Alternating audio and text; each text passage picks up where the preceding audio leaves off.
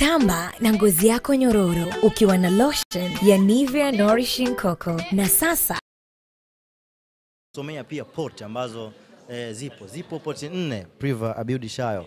Ziko port 4, unaweza kumwambia mwananchi port namba 1 ni nani na nani, port namba 2, port namba 3 na port namba 4 na nini ambacho kinaendelea hivi sasa, ikiwa tayari wamekwisha anza kudiscuss ligi ya mabingwa barani Afrika pale Cairo, Misri. Poti mara nyingi huwa zinapangwa kulingana na ukubwa wa timu, kwa maana ya zile alama ambazo umekuwa umezikusanya. Kwa hiyo wale wanne wa juu wa mwanzo kabisa, wale wenye alama nyingi, wao ndio wanapata nafasi ya kukaa poti moja, na hawa kimsingi hawaruhusiwi kukutana. Okay. Hizi alama zinatokana na nini? Zinatokana na kuna mfumo unaitwa CAF Ranking Points Calculations. Ni mfumo wa utafutaji au upatikanaji wa takwimu. Na hizi takwimu unapoingia kwenye group stage unapewa alama 1. Unapomaliza nafasi ya 3 unapewa alama 2. Unapomaliza nafasi ya pili unapewa alama 3, unapomaliza nafasi ya kwanza unapewa alama 4. Ukifika robo final unapewa alama 5.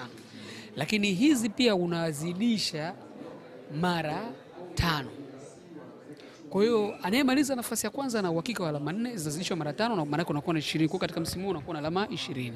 Kwa kimsingi huu mfumo unafanya kazi ndani ya miaka 5.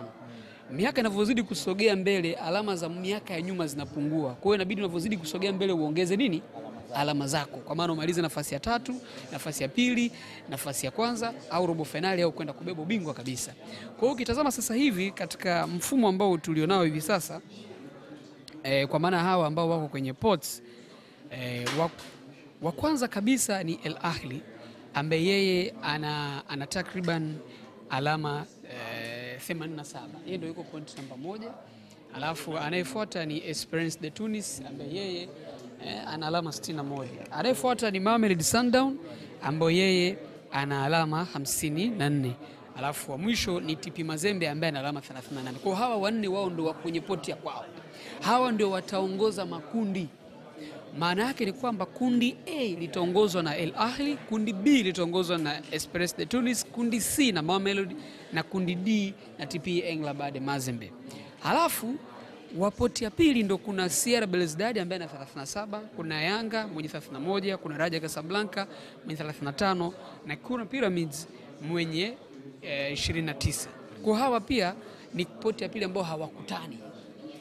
Hatutokutana kwa sababu sisi tuko sehemu moja.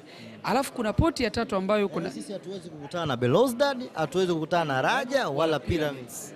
Sisi tuko poti ya wote Waarabu. Alafu kuna poti ya 3 ambayo kuna El Hilal, kuna Orlando Pirates, kuna Sagrada Esperanza na FAR Rabat. Hao tunaweza kukutana nao. Tunanao mmoja. Yupo mmoja muhimu tutadili naye. Aidha ni Orlando au ni Sagrada, lazima mmoja kukutana naye. Alafu poti ya 4 sasa yuko MS Alger kutoka pale Algeria, kuna Joliba ya Mali, kuna AS Maniema kutoka Kongo na Stade Abidjan kutoka pale Cote d'Ivoire. Ivory Coast. Kuna hapa inabidi tupewe mmoja. Na draw nafikiri ndio inataka kuanza hapo. Bwana Luatan. Tujue sasa ni nani tutapangiwa naye kuelekea msimu huu mpya wa 2024-2025. Na wataanza kuchagua, kwa sababu lengo hasa ni kuchagua vinara wa makundi. Wanachagua vinara wa makundi ili kuwapanga wote. Ili tujue sasa nani ataweza kupangwa na timu. Tukumbuka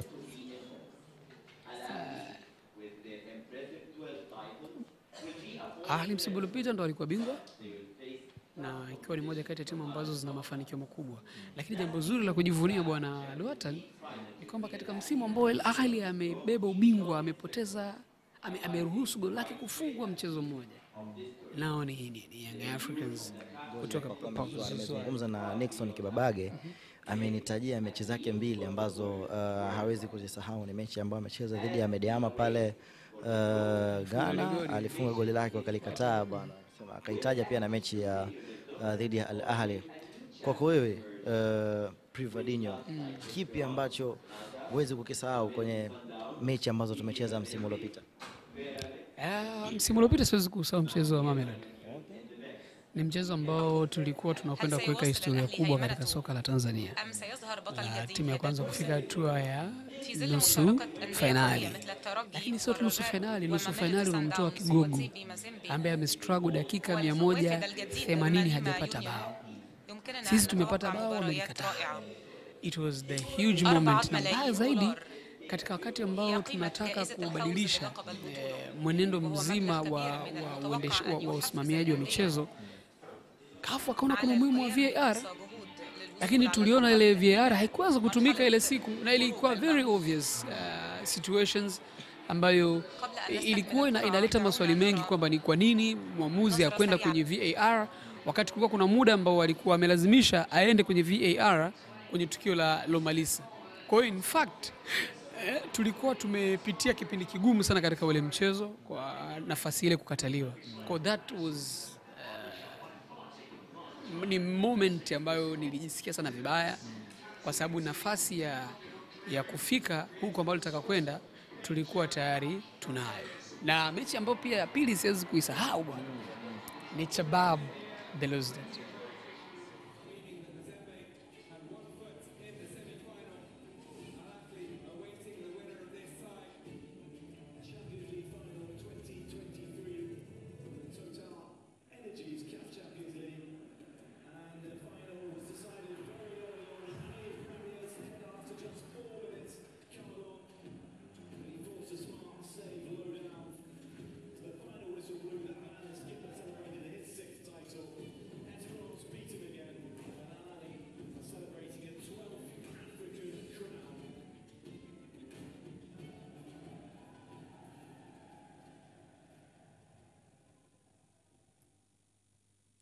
Beautiful.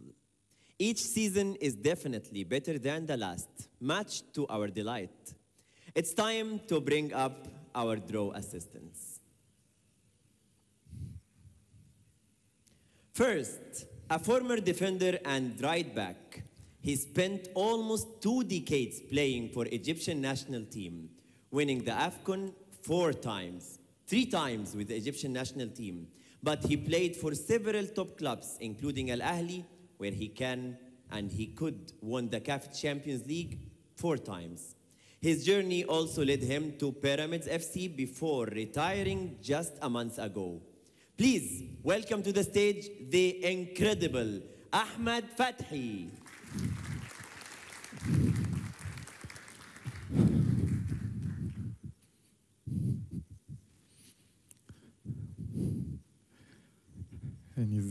ازيك يا فتحي عامل ايه؟ الحمد لله. اخبارك ايه؟ بطولاتك كتيره بتلخبط الارقام ما شاء الله. الحمد لله. Very well, thank you.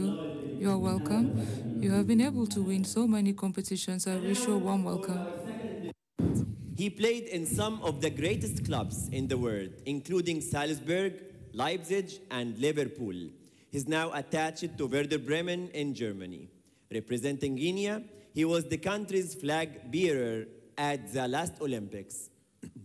Ladies and gentlemen, please welcome to the stage the wonderful Naby Keita.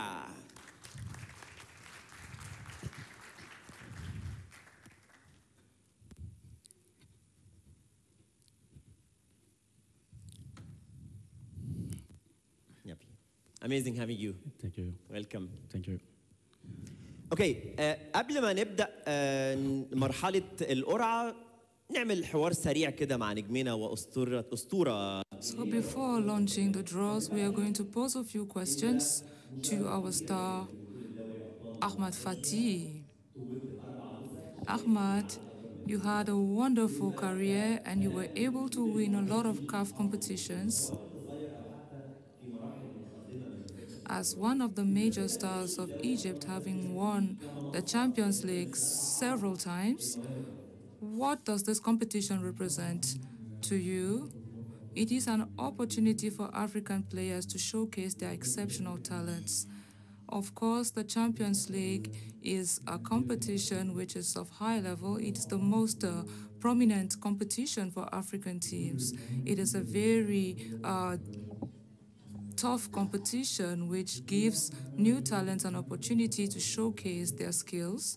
I believe it is the most important competition on the African continent so far, and players, after performing in this competition, can be able to have international contracts with the big teams or get selected to their national teams. So it's an exceptional platform. It's the biggest clubs tournament in Africa. And as we know, it gets all together the biggest clubs in Africa from across the continent. How do you think this tournament, the Champions League, developed the African football over the years? La Champions League a permis de découvrir. The Champions League has led to the discovery of excellent African players. It is a very spectacular competition. Many players who take part in the Champions League on the African continent equally have outstanding performances at national team level. So this is quite impressive for African football.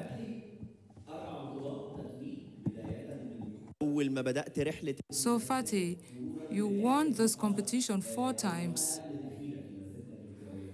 This Champions League competition, what was your most memorable competition?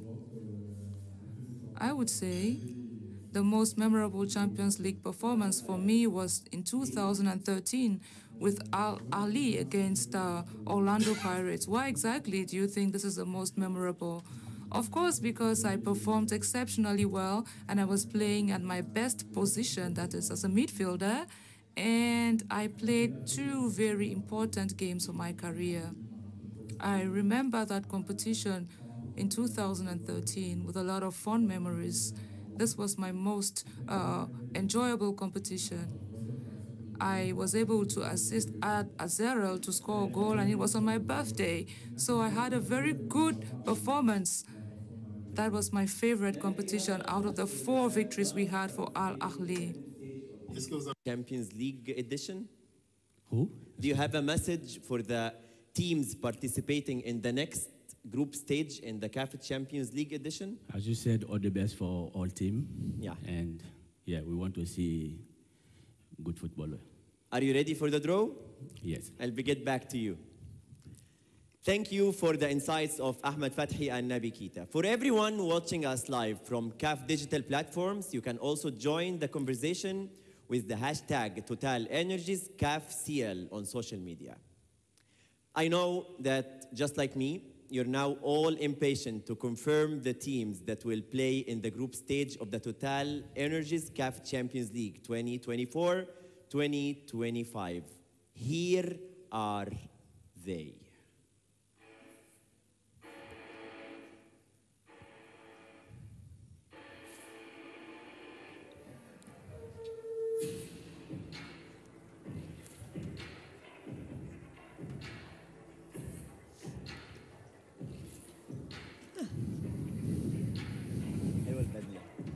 قوي. ايه؟ مش اسلام سعد؟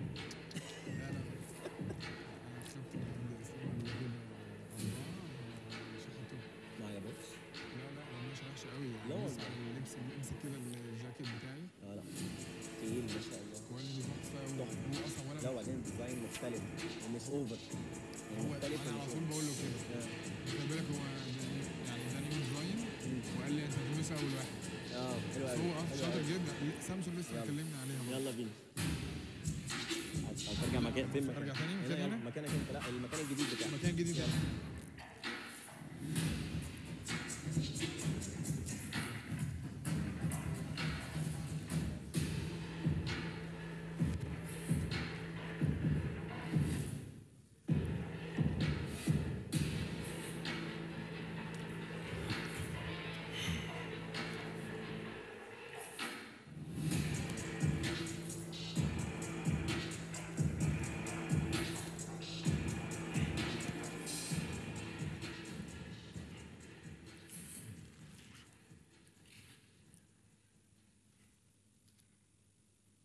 Interesting facts. The qualified teams represent all 6 CAF zones. And now it's time to proceed with the draw. I'm honored to reintroduce the CAF Director of Tournaments and Events, Samson Adamu.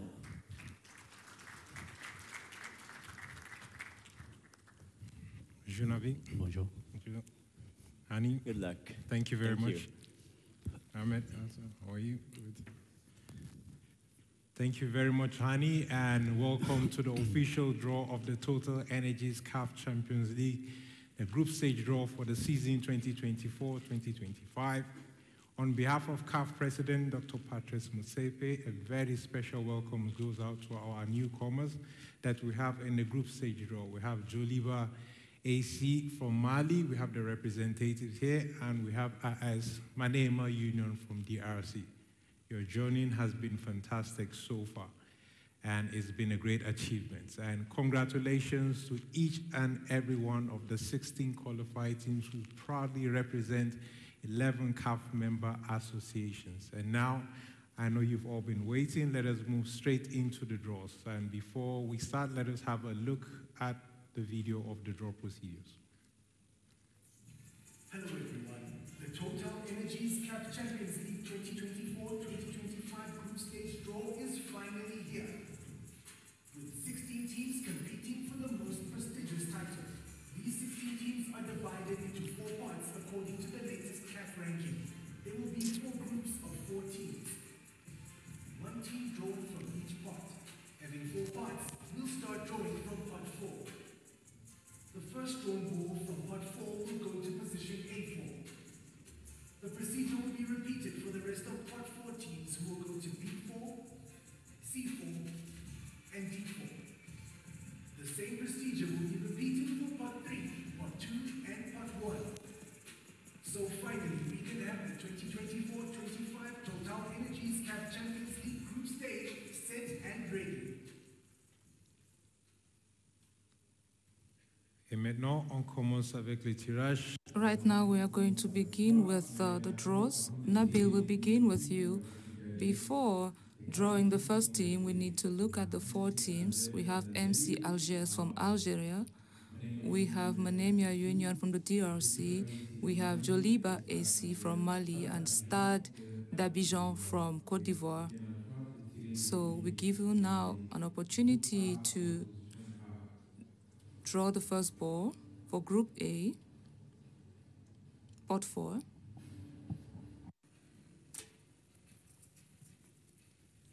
MC Alger.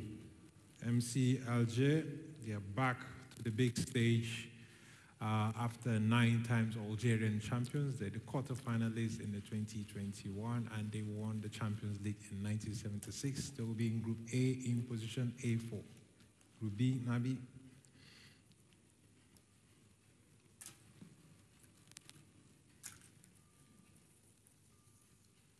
AS Maniema Union. AS Manema Union, our debutants from DRC, they will be in Group B in position B4. The exciting side from RDC, they play an attacking football, and let's see if they will make it out to the knockout stage in their debutant edition. Now for Group C, Nabi.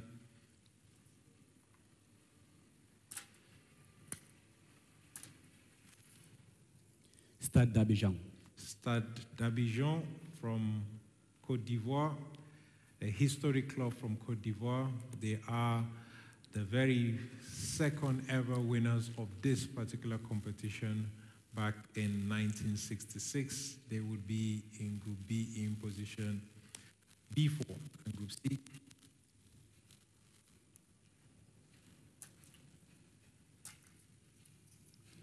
Joliba AC de Bamako.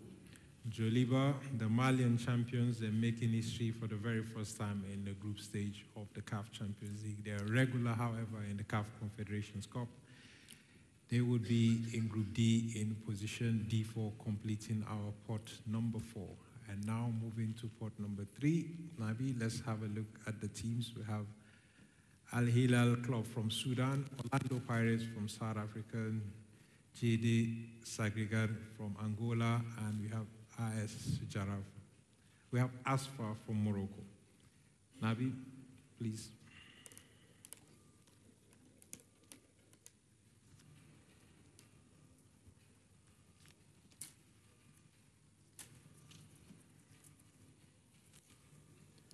Al Hilal SC. Al Hilal SC from Sudan. They are 30 30-time Sudanese champions with a loyal fans and attacking style. They're backed by a very strong fan base, and they will be in Group A in position A3. And joining Manema Union from RDC in Group B, Nabi.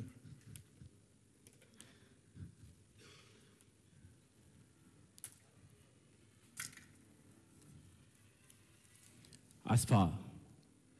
Asfar from Morocco.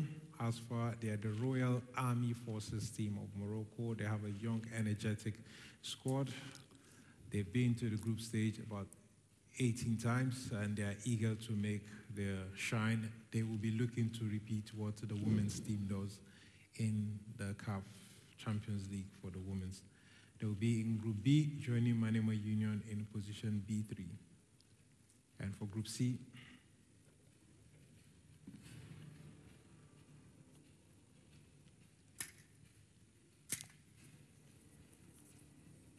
Orlando Pirates.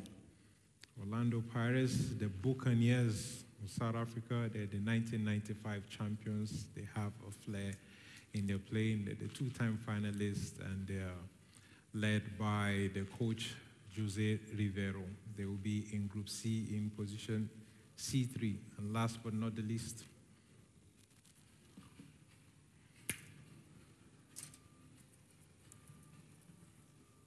GD Sagrada Esperança. Sagrada Esperança, the club from Angola, the Rising Star. They're making their very second group stage appearances. They'll be looking to make their presence felt this time with their exciting style of play. They will be in Group D in position D3. Merci beaucoup, Nabi. Merci. Merci, on passe par... Thank you, Nabil. We are going to move to Ahmed Fati. It's the pot number 2, but first let us have a look at the team. We have CR Belouizdad from Algeria, Raja Casablanca from Morocco, Young Africans from Tanzania, and your former club Pyramids from Egypt. And now please reveal the team that will be joining Group A in position A2.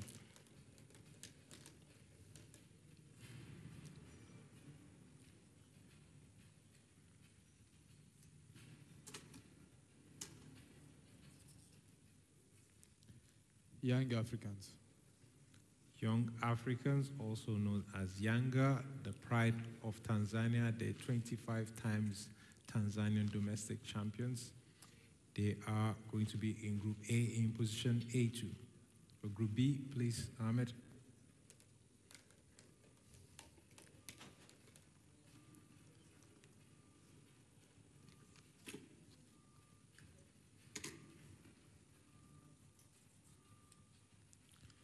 Raja Casablanca. Raja Casablanca from Morocco. They will be in Group B. Raja are 3 times champions of the competition. They made a Moroccan double last season. They're known for their trading play and their die-hard fans. They will be in Group B in position B2. For Group C, please.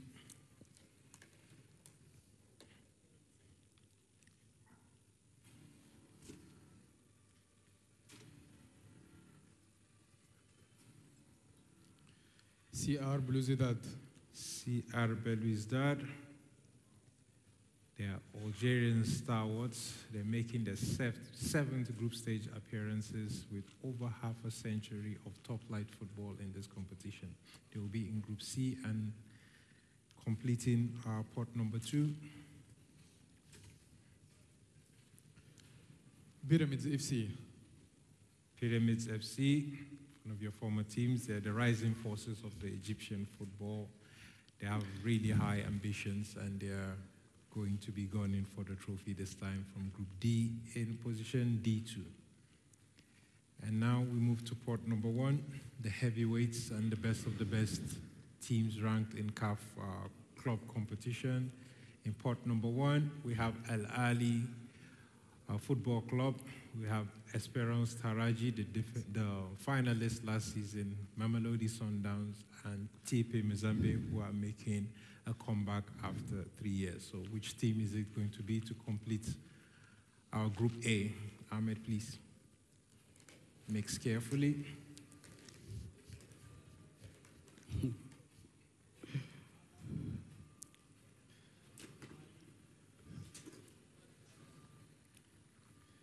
TP Mazembe. TP Mazembe, formerly known as the Ingabet.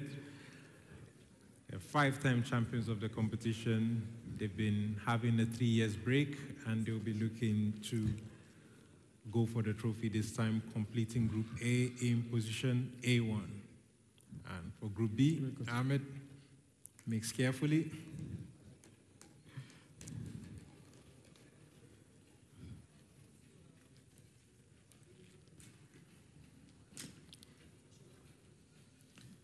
Sundowns. Mamelodi Sundowns will be in Group B, also known as the South African Brazilians, the Masandawa, known for their attacking flair.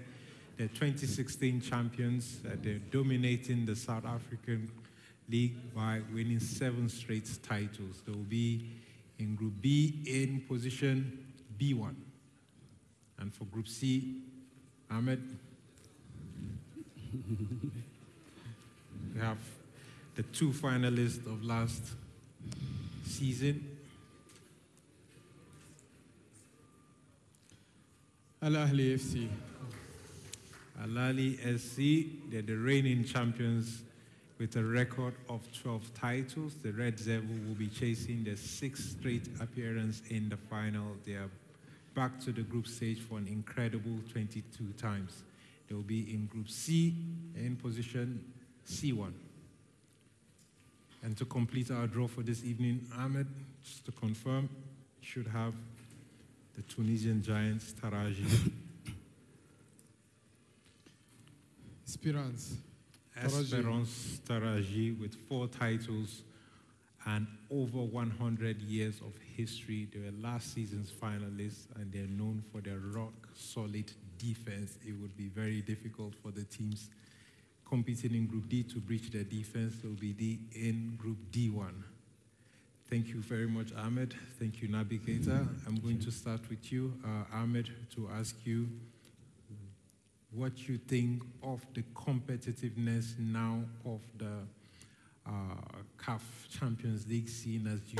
Wimbo tumeupata kule walipopata, wataenda kutuambia tuongoze kundi kwa alama ngapi. Mara ya mwisho kwenda pale Kongo, TP Mazembe tulishinda goli moja. Goli moja ilikuwa ni kombe la shirikisho. To have a new player in Africa and show us a talent in Africa. It requires a high level experience and skills to compete in the Africa Champions League. For me, the Group B is difficult group. For me, only that. All the best for all the teams. And I wish to see two teams from Egypt to the final, inshallah. I'm sure you do hope for 2 teams in Egypt in the final, but it's going to be very difficult. We have some really amazing teams also from, we have Joliba from Mali, we have also the Algerian teams and Mamelodi Sundowns, TP Mazembe back again, and it's their competition, their experience. Yes. Thank you. Nabi, je vais te demander parce que tu suis le football. I'm going to raise a question. You follow up on African football from afar because you're playing abroad. Next year, we are most likely going to have 4 African teams representing the African continent at the FIFA Club World Cup competition. Like you know, African football is gaining steam and becoming more competitive as years go by.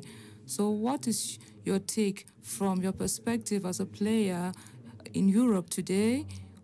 Do you think African teams are really going to be well represented in the said World Cup? I think Africa can really perform well. African football has made great strides in the right direction. We saw Morocco in the recent World Cup, and they had a very excellent performance. I think we need to trust African teams. African teams are doing well. So we can only wish them well for this competition and for the upcoming FIFA Club World Cup. You've been very great this evening, and we wish all the 16 teams all the best of luck in their campaign in the group stage, which will be starting from the 26th of November this year. All the best to all the teams, and thank you to all our viewers at home, and have a good afternoon. Thank you.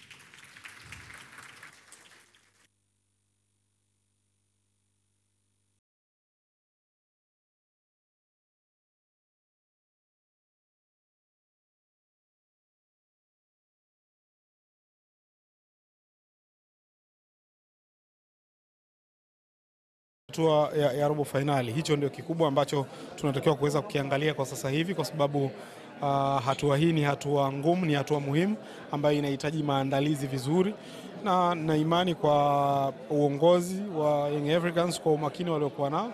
Tayari sasa shughuli inaanza kwa ajili ya kwenda kujiandaa kuhakikisha kwamba tunakuwa kwenye wakati mzuri tunapoenda kwenye Champions League, na mwisho wa siku tuweze kutimiza malengo ya kuhakikisha kwamba tunafanya vizuri msimu huu. Zipo nchi tatu hapa, Kongo, Sudan pamoja na Algeria. Kote tumewahi kwenda. Unadhani una wito upi kwa mashabiki wa Young Africans, na kipi unakiona kiwanja kinachokwenda kutupa pengine alama tatu kama sio alama moja? Unajua Champions League unatakiwa uweze kufanya vizuri hesabu zako. Kwanza kabisa usipoteze michezo yako ya nyumbani. Ukiweza kupata sare moja ugenini, unakuwa kwenye hatua nzuri sana ya kuweza kwenda kwenye kwenye nafasi nzuri ya kwenda kwenye hatua inayofuata. So hicho ni kikubwa sana. Algeria ni pagumu kwenda kupata matokeo, lakini it's possible. Tulishapata matokeo pale kwenye finali ya Confederation dhidi ya USMA. Kongo tumeshapata matokeo pale Stade Mazembe, Lubumbashi, Al Hilal, na imani wataweza kuidentify ni uwanja gani watautumia, kwa sababu wataweza kwenda Sudan kutokana na hali ya kisiasa iliyoko pale. Kwa hiyo sehemu zote ambazo tumeshaenda, ambazo timu hizi zinatoka, ni sehemu ambazo tunaweza kwenda kupata matokeo. Kwa hiyo kwa mashabiki wetu ambao watahitaji watakuwa na sisi, nadhani wanapaswa kuanza kujiandaa kwa sasa hivi, kuweka vitu sawa baada ya ratiba kuweza kutoka, na kuona jinsi gani sasa wanaweza kwenda kutoa support na kuhakikisha kwamba kwenye safari hii ya kwenda kwenye mafanikio ya msimu huu tunaenda kuiandika historia hiyo tukiwa pamoja. Group A, unaiona Yanga ikifuzu hatua ya robo finali? Mimi najiona kabisa tukiwa kwenye hatua inayofuata, kwa jinsi ambavyo tutaenda kufanya maandalizi, kwa jinsi ambavyo tuna kikosi bora kwenye klabu yetu na technical bench bora. So mimi naamini kabisa tuna nafasi ya kuweza kufuzu kwenye kundi hili na kwenda kwenye hatua ya robo finali. Tunahitajika kuhakikisha kwamba tunakuwa na mikakati mizuri, tunakuwa na maandalizi mazuri kabisa ya kuweza kuziendea mechi hizi, na mwisho wa siku naamini tunaweza tukapata matokeo na kwenda kwenye hatua ya robo finali. Asante meneja, tupate pia kusikia neno moja kutoka kwa players ambao wamefika hapa. Abu Talib Msheri, umeliona kundi? Yeah, nimeliona kundi. Nimeliona. Tupo na TP Mazembe, tupo na Al Hilal, lakini tupo na Algeria pale. Ipi tathmini yako kama mchezaji? Michezo hii si rahisi kama inavyochukuliwa kwa watu wengine. Ni michezo ambayo mnapaswa kujipanga, kwa sababu hata wapinzani nao wanajipanga kuweza kupata matokeo zidi yetu. Kwa hiyo sio mchezo rahisi, lakini na sisi tupo tayari na najipanga kwenda kufanya vizuri katika michezo yetu hii ya hatua ya makundi. Neno lako lipi kwa mashabiki unaiona Young Africans katika hatua ya robo finali? Inshallah tunajitoa kwa ajili yao, na malengo yetu sisi ni kufika mbali zaidi ya robo finali kwenda nusu finali na finali. Kwa hiyo lazima tujitoe kuweza kutimiza malengo. Yeah. Nikutakia kila laheri. Shukrani sana. Asante sana Mzito. Robo finali tunapiga hatua inshallah kwa uwezo wa Mwenyezi Mungu. Nyeupe. Unawaambia nini sasa mashabiki wa Young Africans mara baada ya kutazama grupu hili? Waendelee kutusapoti kama msimu uliopita pale tulipoishia, na tuendelee pale pale. Kwa uwezo wa Mwenyezi Mungu utafanya vizuri. Kila la heri. Inshallah. Shukrani sana. Na huyo ni Nixon Kibabage, lakini nimetoka pia hapa kuzungumza na Abu Talib Msheri, pia meneja Walter Harrison kwenye kile ambacho wameweza kukitathmini hasa mara baada ya kutazama makundi haya ya ligi ya mabingwa barani Afrika. Nikuache uweze kuendelea kutazama kile ambacho kinajiri hapa, nitarejea.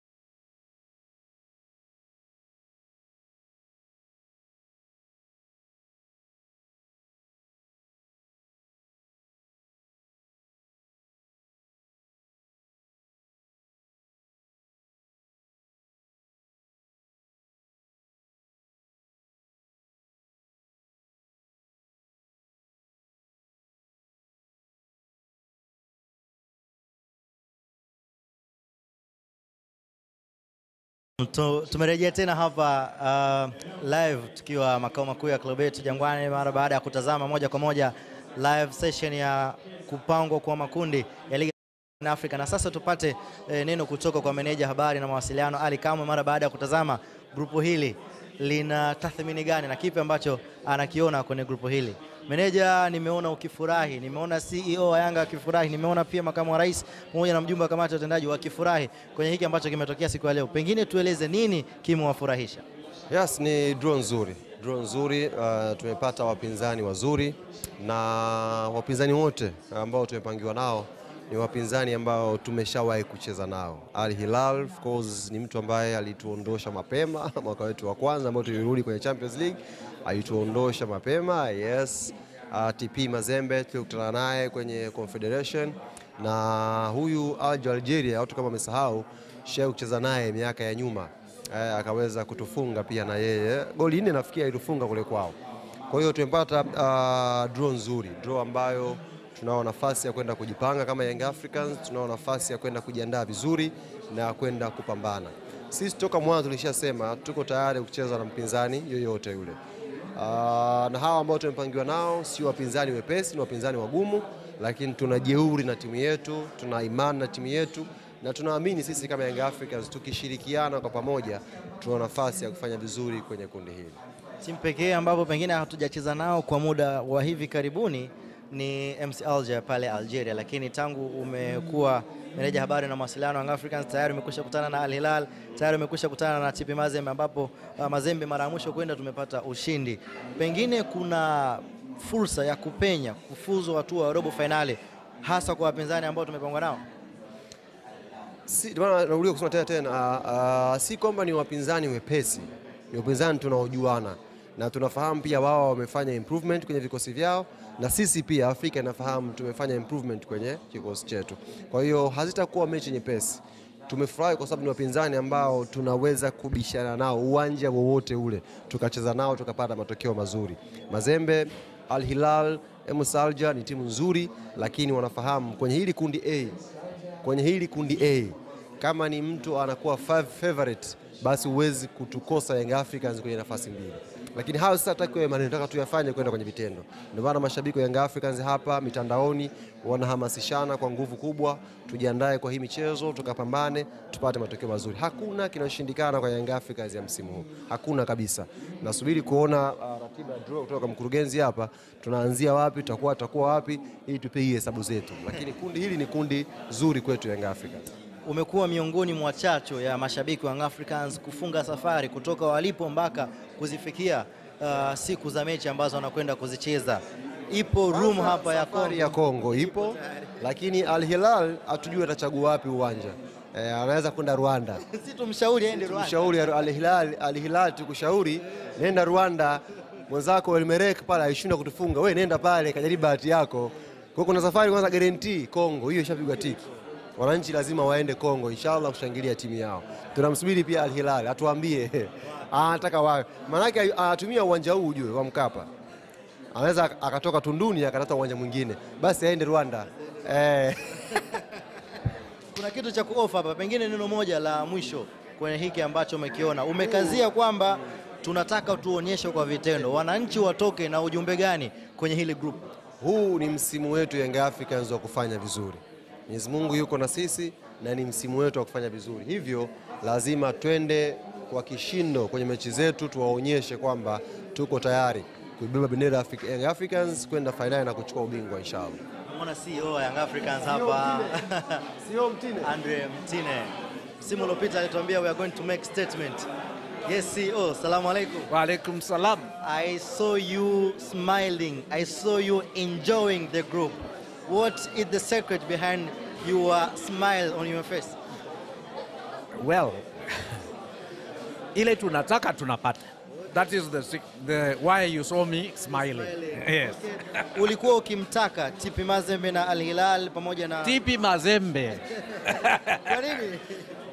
Naona with due respect to Mazembe, naona Yanga sasa hivi inampita. Where do you see Young Africans in the quarterfinals, in the semi-finals, or in the finals? Twende pole pole. Tucheze group stage, tuingie inshallah quarter. Pale tunaingia quarter, inshallah semi. Okay. Vile. You have been a staff of TP Mazembe. Now you are CEO of Young Africans.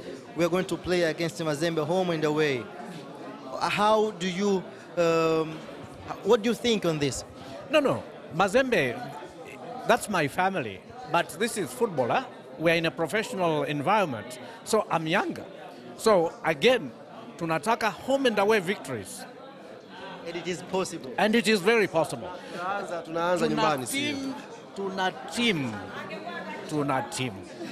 Sio una trendi sasa hivi umeshangilia Mazembe. Na wewe umetoka kule. Sasa ni football.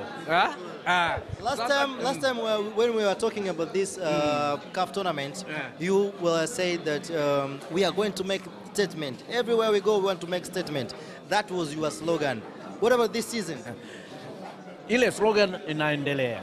The time to make statement. And I think we have made a statement already because kama unasoma anywhere wanasema nini? African Giants, Young Africans. Huyo ni CEO wa Young Africans, Andre Mtine akisema alikuwa akizungumza kuhusu ku make statement, na ni kweli statement imewekwa kwa kuwa kila timu inaizungumzia Young Africans kwa wakati huu. Hii ni burudani ambayo unaipata kutokea hapa Yanga TV. Sina lingine la ziada, ni kuambie tu tayari